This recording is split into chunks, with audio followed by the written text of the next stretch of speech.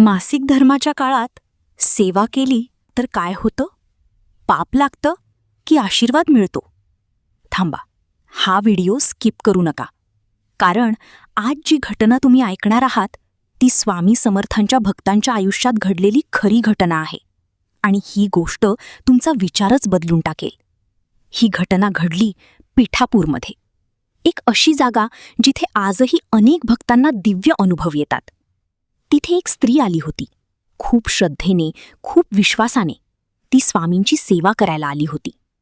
पण तिच्या आयुष्यात त्या दिवशी एक अशी परिस्थिती होती जी तिला आतून घाबरवत होती, कारण ती मासिक धर्मात होती. आता तुम्ही विचार करा, एका बाजूला श्रद्धा आणि दुसऱ्या बाजूला भीती. समाज काय म्हणेल? पाप होईल का? स्वामी रागावतील का? या सगळ्या विचारांनी तिचं मन भरून गेलं होतं. ती मंदिराच्या बाहेर उभी होती. आत जाण्याची इच्छा, पण पाय पुढे पडत नव्हते. मन म्हणत होतं जाऊ दे, पण भीती थांबवत होती. इथेच एक प्रश्न तुमच्यासाठी. तुम्ही असता तिच्या जागी तर काय केलं असतं? श्रद्धा ऐकली असती की भीती? ती खूप वेळ तिथेच उभी राहिली आणि अचानक तिच्या आयुष्यात काहीतरी घडलं जे पूर्णपणे अनपेक्षित होतं. एक वृद्ध स्त्री तिच्या जवळ आली आणि शांतपणे म्हणाली, का थांबली आहेस? ती थोडी घाबरली आणि हळू आवाजात म्हणाली, मी आत जाऊ शकत नाही. वृद्ध स्त्रीने विचारलं, का? ती म्हणाली, मी त्या अवस्थेत आहे. हे ऐकून वृद्ध स्त्री हसली आणि तिने जे सांगितलं ते ऐकून तिच्या अंगावर काटा आला. देवाला तुझ्या शरीराची नाही, तुझ्या भावनेची गरज असते. हे वाक्य तिच्या मनात खोल बसलं, पण तरीही भीती पूर्णपणे गेली नव्हती. बाय द वे, जर तुम्ही इथपर्यंत पाहत असाल तर एक गोष्ट नक्की आहे, ही गोष्ट तुमच्या मनाला कुठेतरी स्पर्श करतेय आणि पुढे जे होणार आहे ते तुमच्या श्रद्धेचा अर्थच बदलू शकतं. त्यामुळे अजून सबस्क्राईब केलं नसेल तर नक्की करा. ती स्त्री अजूनही संभ्रमात होती. आत जावं की नाही, सेवा करावी की नाही. आणि तेव्हाच त्या वृद्ध स्त्रीने तिचा हात धरला आणि म्हणाली, स्वामींना तू हवी आहेस, तुझी भीती नाही. हे ऐकताच तिचं हृदय जोरात धडधडायला लागलं आणि तिने एक निर्णय घेतला. पण तो निर्णय तिच्या आयुष्यात काय बदल घेऊन आला? ती खरंच आत गेली का? तिने सेवा केली का? आणि जर केली तर त्यानंतर काय घडलं? हे जाणून घेण्यासाठी पार्ट 2 नक्की पहा, कारण पुढचा भाग तुम्हाला आश्चर्यचकित करून टाकणार आहे. तिने शेवटी एक निर्णय घेतला. भीतीपेक्षा श्रद्धा मोठी मानायची. आणि थरथरतच तिने मंदिरात पाऊल टाकलं. प्रत्येक पाऊल जड वाटत होतं. मनात अजूनही प्रश्न, मी चुकीचं करतीये का? पण आत जाताच तिला एक वेगळीच शांतता जाणवली. जणू काही कुणीतरी म्हणत होतं, घाबरू नकोस. ती हळूहळू पुढे गेली आणि स्वामींच्या समोर उभी राहिली.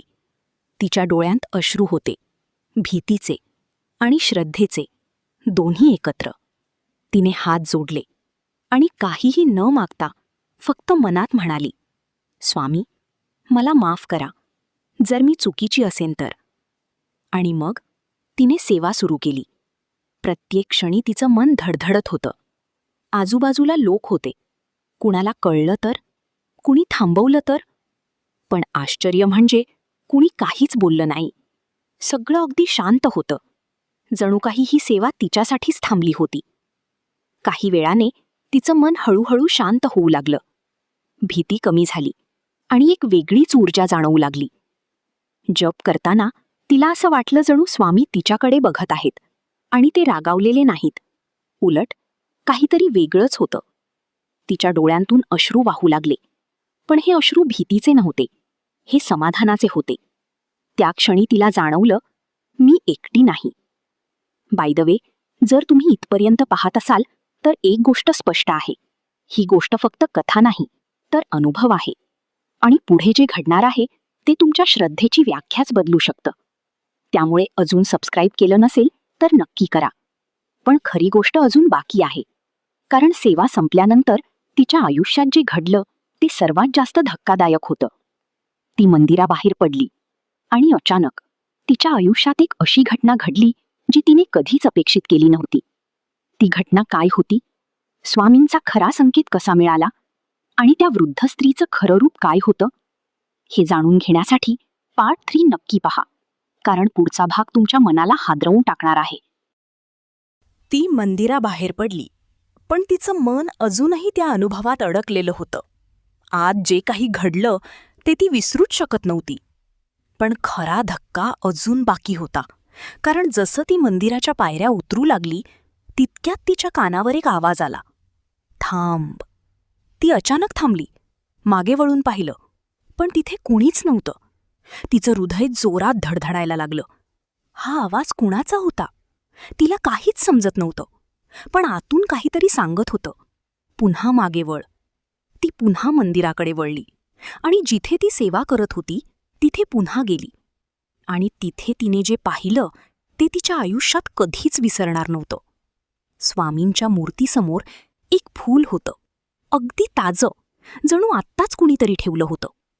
पण काही क्षणांपूर्वी तिथे काहीच नव्हतं. ती थबकली. हे कसं शक्य आहे? तिच्या डोळ्यात आश्चर्य आणि भीती दोन्ही एकत्र आले. आणि त्याच वेळी तिच्या मनात एक विचार चमकला, हा संकेत आहे. तिच्या अंगावर काटा आला, कारण ती जेव्हा सेवा करत होती तेव्हा तिने मनात एकच गोष्ट विचारली होती, स्वामी, मी चुकीची असेन तर मला थांबवा, आणि बरोबर असेन तर काहीतरी संकेत द्या. आणि आता तिच्यासमोर तो संकेत उभा होता. ती तिथेच बसली आणि जोरात रडू लागली.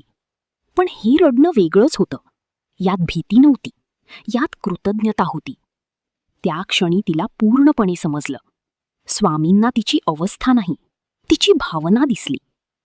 बाय द वे, जर तुम्ही इथपर्यंत पाहत असाल तर एक गोष्ट नक्की आहे, ही फक्त कथा नाही, हा अनुभव तुमच्याही आयुष्यात होऊ शकतो. पण इथेच एक मोठा ट्विस्ट आहे, कारण सगळ्यांनाच असे संकेत मिळत नाहीत. काही लोक आयुष्यभर जॉब करतात, पण त्यांना काहीच अनुभव येत नाही. का? कारण अजून एक गोष्ट आहे जी खूप कमी लोकांना माहिती आहे, आणि ती गोष्ट समजली नाही तर जॉब फक्त सवय बनून राहतो, शक्ती नाही. ती गोष्ट काय आहे आणि त्या वृद्ध स्त्रीचं खरं रूप काय होतं हे जाणून घेण्यासाठी पार्ट 4 नक्की पहा, कारण पुढचा भाग तुमच्या श्रद्धेची मर्यादा तोडणार आहे. ती अजूनही त्या फुलाकडे पाहत होती. मनात एकच भावना, स्वामींनी मला उत्तर दिलं. पण तिच्या मनात अजून एक प्रश्न जिवंत होता, ती वृद्ध स्त्री कोण होती? कारण तिनेच तिची भीती दूर केली होती, तिनेच तिला आत जायची हिंमत दिली होती. आणि म्हणूनच ती पुन्हा त्या स्त्रीला शोधायला लागली, मंदिराच्या आजूबाजूला, प्रत्येक कोपऱ्यात. पण कुठेच ती दिसली नाही. कुणालाही विचारलं, पण कुणालाच माहिती नव्हतं. अशी कोणतीही स्त्री तिथे आलीच नव्हती. हे ऐकून तिच्या अंगावर काटा आला, कारण आता एकच शक्यता उरली होती, ती स्त्री साधी नव्हती, तो स्वामींचाच संकेत होता. कदाचित स्वामी स्वतः तिच्या मदतीला आले होते. हे लक्षात येताच तिच्या डोळ्यातून अश्रू थांबत नव्हते. त्या दिवशी तिला एक गोष्ट कायमची समजली, देवाला तुमच्या शरीराच्या अवस्थेशी काहीच देणं घेणं नाही. देव फक्त भावना बघतो, श्रद्धा बघतो, आणि सगळ्यात महत्त्वाचं तुमचं मन बघतो.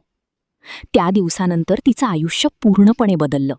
ती फक्त सेवा करत नव्हती, ती प्रत्येक क्षणी स्वामींशी जोडलेली होती. तिचं बोलणं बदललं, विचार बदलले, आणि हळूहळू तिच्या आयुष्यातील अडचणीही कमी व्हायला लागल्या. आता ती प्रत्येकाला एकच गोष्ट सांगते, भीतीतून नाही, श्रद्धेतून जगा. आणि कदाचित ही गोष्ट तुमच्यासाठीही आहे. तुम्ही जप करता, पूजा करता, पण जर मनात भीती असेल, शंका असेल तर कनेक्शन पूर्ण होत नाही. पण जिथे श्रद्धा असते तिथेच चमत्कार घडतात. आता निर्णय तुमचा आहे, तुम्ही समाजाच्या भीतीत अडकणार की स्वतःच्या श्रद्धेवर विश्वास ठेवणार. आणि जर तुम्हाला खरोखर स्वामींचा अनुभव घ्यायचा असेल तर आजपासून एक छोटा बदल करा. जे काही करा पूर्ण मनाने करा, कारण स्वामींना आवाज नाही, भावना ऐकू येतात. नमस्कार.